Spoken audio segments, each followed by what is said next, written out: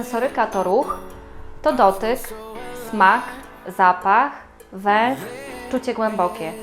Multisensoryka to zajęcia sensoryczne w oparciu o teorię integracji sensorycznej. Na zajęciach multisensoryka dzieci bawią się, poznają świat, smakują, wąchają, dotykają, bujają się.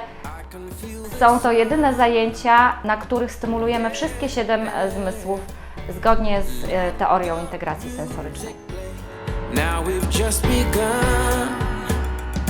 I'm ready, 'cause these are the